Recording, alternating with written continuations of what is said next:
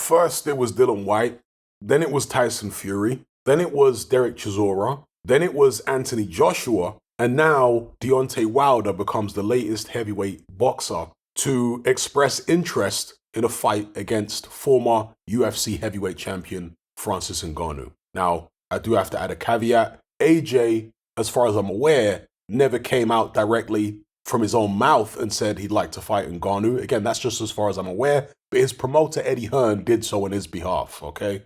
So just add that. Anyway, Wilder comes out, says he'd like to fight Francis Ngannou, and of course, why wouldn't he? It's a load of money for a fight which should be relatively straightforward for any top-level heavyweight. He then goes on to say, however, that he would be interested in not only fighting Ngannou in a boxing match, but then taking it to the cage in a rematch. I have to give him credit for that. He's not the first person to say it. Obviously, Dylan White has previously said that. Dylan White, to my knowledge, was the first heavyweight to call out Ngannou, at least notable heavyweight to call out Ngannou. He called him out several years ago. So Dylan White said that he would be willing to face Ngannou in the ring and then in a cage. Derek Chisora said the same thing, by the way, fairly recently. And now Deontay Wilder is also saying he'd be willing to fight Ngannou in both codes. That to me is very interesting because you look at someone like Deontay Wilder, okay, maybe he's not at his peak anymore, but he's not too far removed from it. When we've seen boxers in the past go into the octagon, they've usually been completely washed up and finished. The likes of James Toney, Ray Mercer, and so on. We've yet to see a fighter who is still at world championship level in boxing go into an MMA cage, right? The octagon, in whatever promotional outfit, UFC, Bellator, whatever. So, yeah, I'd find it interesting to see Deontay Wilder fight a Francis Ngannou in a cage. To me, that's more interesting than seeing him fight Ngannou in a boxing ring. Even if he was only willing to fight Ngannou in the octagon under boxing rules, because that's what Tyson Fury has proposed, for example, that he fight Ngannou with little 4-ounce MMA gloves on, but Queensberry rules. If Wilder was to do that against Ngannou, I'd still find it very interesting because of the fact that Wilder has brittle hands. He has broken his right hand in particular numerous times throughout his career. You put him in a pair of 4-ounce gloves against a big guy like Ngannou. I mean, what's going to happen to Deontay Wilder's hand if he catches an elbow or Ngannou's forehead or something like that? That could put him out of the game.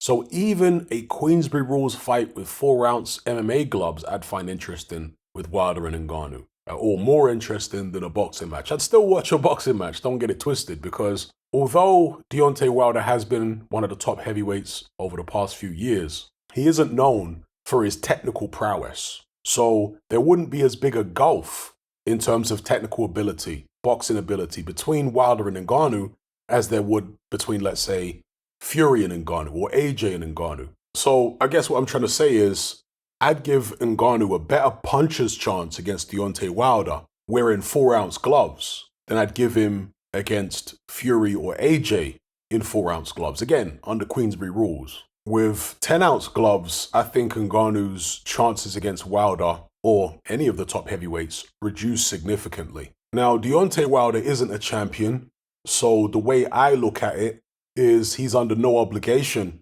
to fight any of the heavyweight champions or top contenders per se. If he wanted a shot at a heavyweight title, then I personally would like to see him have to fight an Andy Ruiz, an Anthony Joshua, whoever else, a Philip Hergovich, a Michael Hunter. I'd like to see him earn that shot this time because of the fact that his reign as WBC champion was replete with defenses against less than stellar opposition. He was a protected champion for a long time. I don't want to see a repeat of that. And therefore, I want to see him earn his stripes before he gets a title shot next time. Even when he got his first title shot, when he initially became WBC heavyweight champion, he hadn't fought anybody up to that point. So if Wilder's gonna get another title shot, I want to see him fight real people before he gets that opportunity. But the Francis Ngannou thing, if it's just a little aside of him forgetting about the World Heavyweight Championship for a moment and going off and having this money spinning situation with Francis Ngannou, I'm like, okay, cool. What I wouldn't want to see, of course, is him fighting Ngannou and then getting a title shot off the back of that. No way. right? But just as a little money circus, if I could use that term, against Ngannou, because again, Wilder doesn't have a belt. He's not obligated to defend against mandatories. He's not in a situation where he can unify. No, he's just another contender at this point. And he's a contender who you'd imagine is at the back end of his career. How many more opportunities will he actually get to make serious money? Francis Ngannou would be one of those opportunities, and probably one of the easier opportunities to make serious money. So that's my take on it. Give me your take in the comment section below. Now, Dillian Whyte, of course, as you would expect, has come out and said that Wilder is jumping on the bandwagon because, again, as far as I'm aware, Dillian Whyte was the first one to call out Ngannou. Then he's been followed by the Derek Chisoras and Tyson Furies and Anthony Joshua's, or Eddie Hearn on his behalf, and so on. I think that's just a manifestation of the dislike that Dillian Whyte has for Deontay Wilder. I think he's always going to criticize what Wilder does, no matter what it is. And, there's plenty of legitimate reasons to criticize Deontay Wilder, don't get me wrong. But in this particular instance, I mean, why wouldn't Wilder, jump on the bandwagon of trying to fight Ngannou? I mean, why do any of these heavyweights want to fight him? Because they think it's an easy fight for a lot of money. So I don't see Wilder as being any more wrong in this instance or doing anything so different as the other guys. Whether he's jumping on the bandwagon or not, they're all doing it for the same reason, right? So that's my take on it. Give me your take in the comment section below. Are you sick and tired of the mainstream mindset? Does the dogmatic conformity and pathological ignorance have you tearing your hair out in frustration? Then don't be alone. Come and join our brotherhood on Patreon. We stand as a beacon of reason against an army of insanity. You'll gain access to my weekly topical podcast where we take more deep dives than Jacques Cousteau on an endless variety of subjects.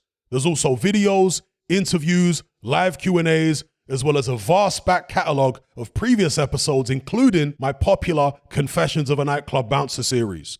You can listen via the Patreon app or download in high-quality MP3. Connect with myself and hundreds of other members in our Element chat group. There's no contract, no commitment, you can cancel at any time, and it's cheaper than a Mickey D's McMuffin. Just head to my Patreon page via the link below this video and select the tier called the Brotherhood of Reason. I'll see you over there.